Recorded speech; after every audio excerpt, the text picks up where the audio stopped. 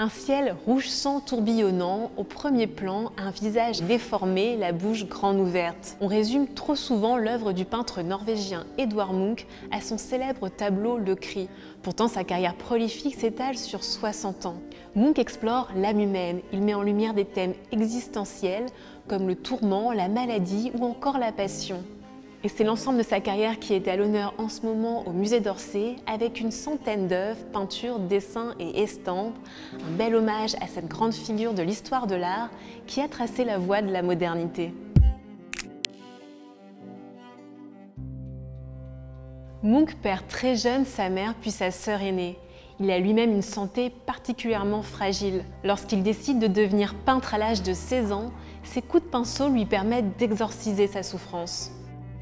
L'enfance de Munch a été marquée par la maladie, le deuil. À l'âge de 5 ans, il a perdu sa mère très tôt. Et puis ensuite, à nouveau, sa sœur aînée, Sophie, qui l'a vu mourir à un moment où lui-même était malade.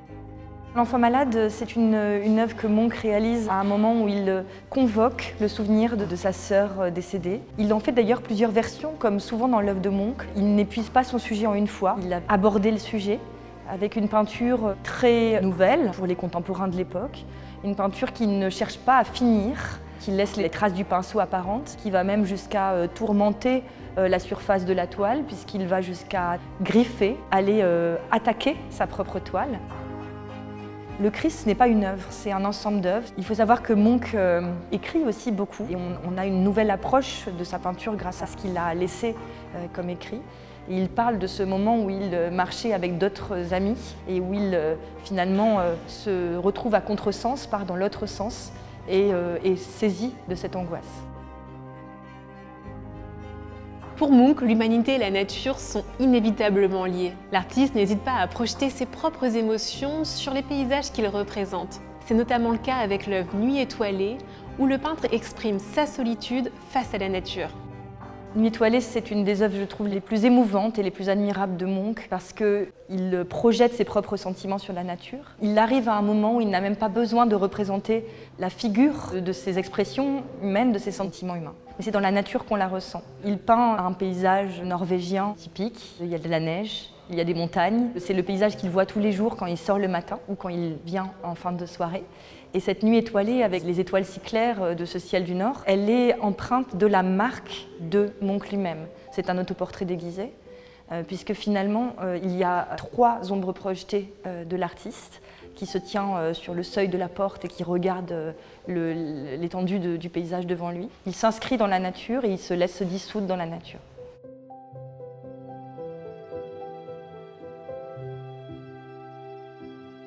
Munch ne se contente pas d'explorer sa souffrance. Avec des thématiques comme l'amour, la peur ou encore la mort, c'est notre propre histoire qu'il cherche à raconter. Dès la fin du 19e, l'artiste rassemble plusieurs de ses tableaux pour réaliser une véritable frise de la vie. Le principe de la frise de la vie pour lui, c'était d'arriver à faire comprendre aux visiteurs, aux spectateurs, à quel point ces œuvres étaient connectées entre elles. Il était très difficile pour lui, avec une œuvre, de faire comprendre sa peinture. La frise de la vie, c'est finalement une sorte de poème peint. C'est aussi un projet d'une vie. Il fait un cycle complet qui va de la naissance de l'amour, à la vie, à la mort. On pourrait penser que le baiser, c'est la première rencontre, le premier amour. La fusion entre les êtres. Il le fait en peinture avec plusieurs versions, mais aussi en gravure. Et c'est assez intéressant de voir à quel point il va jusqu'au bout du motif pour faire une fusion totale des corps l'un à côté de l'autre. Non seulement par la bouche, mais aussi par les corps. Le baiser, je dirais le stade d'après, c'est presque vampire, le moment où la fusion devient trop grande et où la femme, parce que c'est ça dans l'univers de Munch, en vient à vampiriser l'homme. Il y a aussi la séparation, souvent par un acte de jalousie, ce moment où le couple se sépare et où un autre couple apparaît sur la toile. Cette œuvre Métabolisme intervient au centre, je dirais au cœur de la frise.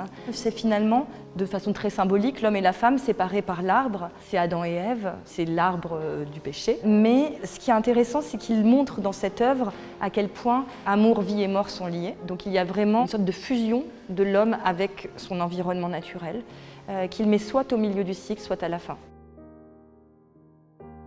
Le cycle de la vie est central dans l'univers de Munch. On retrouve également la notion de cycle dans la construction même de ses toiles. Plusieurs motifs sont reproduits par l'artiste et circulent d'une création à l'autre, ce qui permet à son œuvre de s'inscrire dans une même dynamique.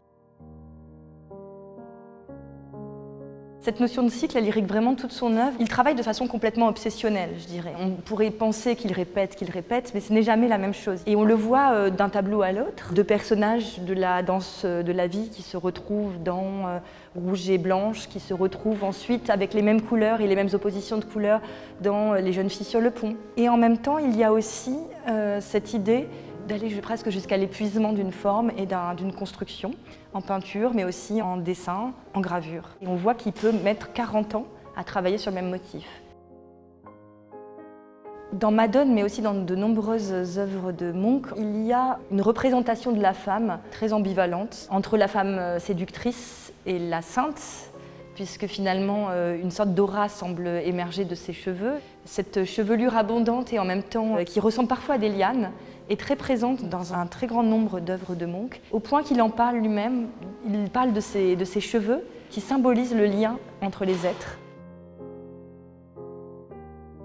Munch disait je ne veux pas peindre des scènes extraordinaires, je ne veux pas peindre quelque chose qui ne nous touche pas, je veux peindre des êtres qui aiment, qui souffrent et qui vivent. Et c'est ça qui nous touche encore aujourd'hui, je pense.